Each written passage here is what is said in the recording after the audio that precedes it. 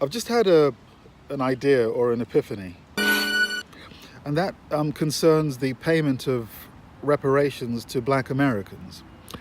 Now, what if those reparations were paid to them in Bitcoin? It is the hottest currency in the world, the Bitcoin. The cryptocurrency soared to nearly $20,000. And if each African American was to receive like $65 million worth of Bitcoin. So what exactly is Bitcoin? The beauty of paying reparations in Bitcoin is that it overcomes one of the main objections to reparations, especially on the part of white Americans. Slavery was an atrocity, but it ended more than a century ago. Should today's Americans, many who moved here after slavery ended, be held accountable? Many white Americans, especially immigrants, feel that they shouldn't have to pay reparations to Black Americans for slavery because they played no part in the slave trade, and that's a valid argument. The people currently asked to pay had nothing to do with the injustices of the past. The beauty of Bitcoin is that Bitcoin doesn't come out of the American taxpayer's pocket. It doesn't come out of the American treasury. At its core, Bitcoin is basically a new monetary system. However, Bitcoin is unlike any other system we've seen in the past because it isn't centralized in one place. It allows the United States government to compensate the victims of slavery without punishing the perpetrators. New Bitcoins come into existence through a process called mining. A miner is a person or entity who runs a very powerful computer in an effort to solve a complex mathematical puzzle known as a block. Miners around the world compete to solve or close a block and are rewarded with newly generated bitcoins if they're successful. So the United States government, the administration of Donald Trump, could basically mine whatever the equivalent value would be that equated to $65 million in Bitcoin for each African American. I'm Eric Finman, and I am one of the youngest Bitcoin millionaires in the world. As things presently stand, the value of each Bitcoin, I think, is somewhere between 4,000 and 6,000 pounds sterling, British pounds, per Bitcoin. 7 years ago, 10,000 Bitcoins were used to buy 2 pizzas.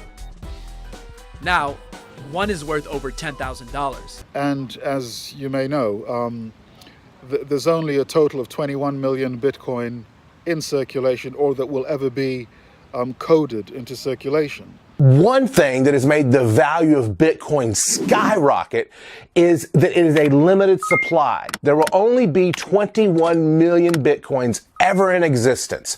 The last Bitcoin will become available in the year 2140, so we got a while. But each Bitcoin can be divided into up to 100 million fragments. Just like $1 equals 100 pennies, 1 Bitcoin equals 100 million Satoshis. So the beauty of that is that every African American could receive a Bitcoin wallet worth $65 million. This software that runs the Bitcoin protocol is commonly called a wallet, a digital purse which stores and allows the holder to move Bitcoins from one wallet to another. But they wouldn't be able to access any of that money for 5 years. The purpose being that in that 5-year period, all potential Bitcoin recipients would have to undergo like financial training, training in financial responsibility, training in frugality, in how to manage your money in a responsible way. I'm gonna make 30 grand, I'm gonna store 12, I'm gonna pay the IRS, I'm gonna live on 6. That way, after the 5-year period, every African American could access their Bitcoin wallet and could essentially cash out the 65 million. How do we calculate reparations? Even if we could, who would pay? Companies that profited from slavery? American taxpayers? Thomas Jefferson's descendants? Because that one gets complicated. Yeah, bro.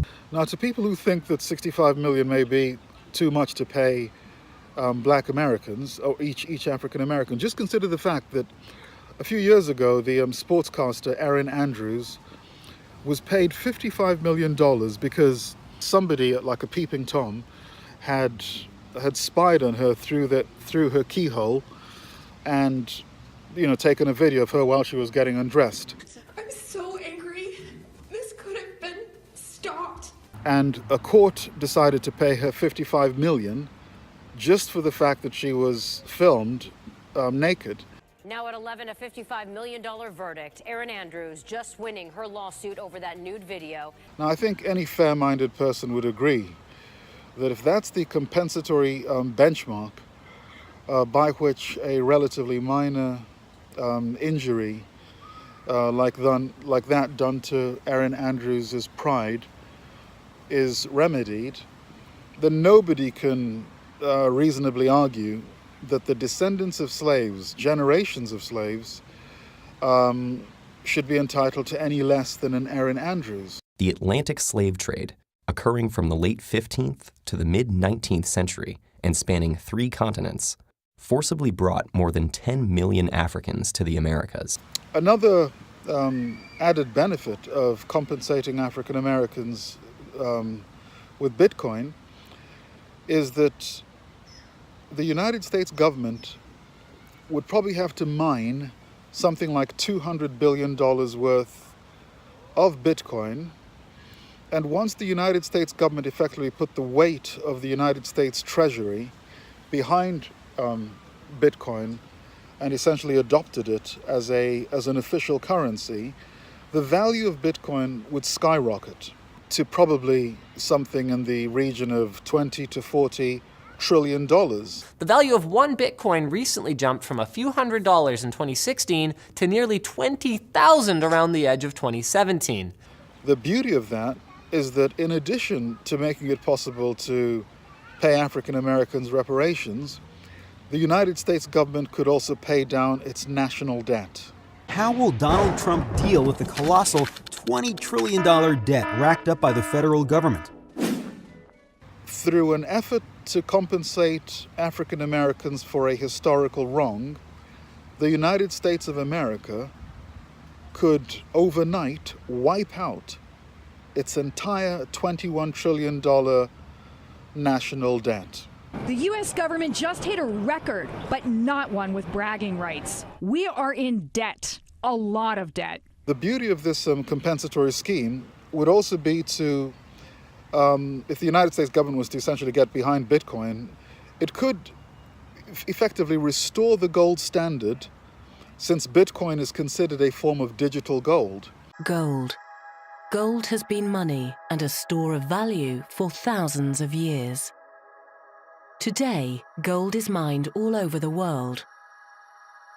The amount of gold that can be extracted from the ground decreases over the life of a mine, until eventually the mine is exhausted of all of its gold.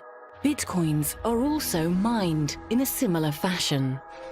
The Bitcoin algorithm is programmed so that the reward for mining new Bitcoins is halved every 4 years until the year 2140, when all Bitcoins will have been deemed to have been mined. And so the gold standard that Richard Nixon took America off in the early 1970s. I have directed Secretary Connally to suspend temporarily the convertibility of the dollar into gold or other reserve assets. The United States dollar could be pegged to Bitcoin as a way of essentially restoring the gold standard.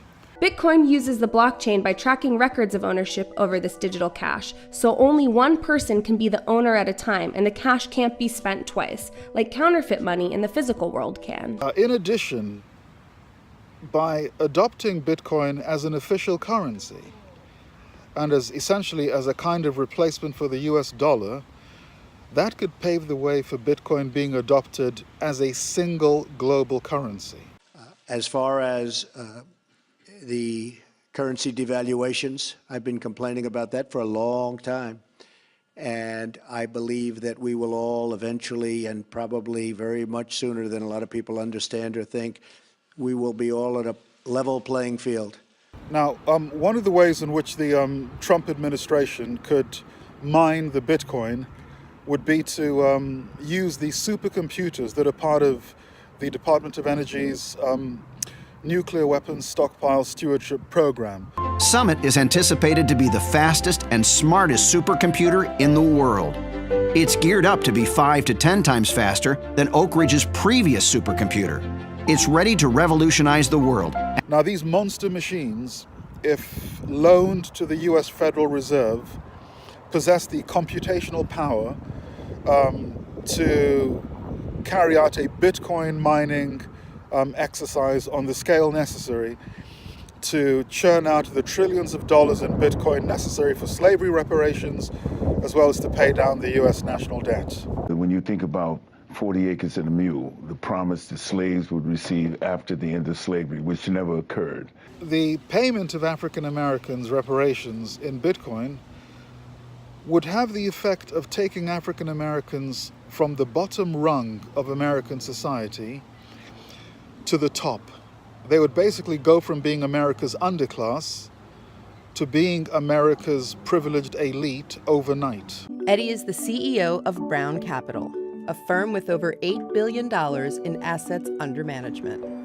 Along with his wife Sylvia, the Browns are hoteliers, patrons of the black arts, and philanthropists. So this proposal, this Bitcoin reparations proposal, is the kind of proposal that I believe Donald Trump could get behind. Since Donald Trump is a person who always likes new ideas, is always looking to break the mold and disrupt the way things are normally done. I doubt I'd be here if it weren't for social media, to be honest with you, because the Republicans have a history of actually doing these forward thinking things when it comes to the race issue. It was Abraham Lincoln, a Republican, who issued the Emancipation Proclamation, freeing the slaves. The Civil Rights Act of 1960, which outlawed poll taxes and other racist measures meant to keep blacks from voting, was filibustered by 18 Democrats for 125 hours. Not one Republican senator opposed the bill. Its follow-up bill, the Civil Rights Act of 1964, is one of the landmark pieces of legislation in American history. That, too, survived a filibuster by Democrats thanks to overwhelming Republican support. It was Ronald Reagan, another Republican president, who granted Japanese Americans reparations for internment in World War II. My fellow Americans, we gather here today to right a grave wrong. More than 40 years ago, shortly after the bombing of Pearl Harbor, 120,000 persons of Japanese ancestry living in the United States were forcibly removed from their homes and placed in makeshift internment camps. This action was taken without trial, without jury. It was based solely on race. In 1988, the U.S. began the process of reparations for more than 100,000 surviving Japanese Americans that were placed in incarceration camps during World War II. The legislation that I am about to sign provides for a restitution payment to each of the 60,000 survivors. And so it could fall to Donald Trump to be the president who issues a reparations proclamation that finally rectifies this historical wrong. today I want to talk about how to grow the African American middle class and to provide a new deal for Black America. If it could be possible to compensate African Americans for slavery and at the same time pay down the U.S. national debt, then that is a win-win proposition for American society and a miracle solution to the reparations question. Should the U.S. pay reparations to Black Americans? Movement for reparations for slavery is starting to gain traction around the world. Tonight we ask, should the U.S. pay reparations to Black Americans?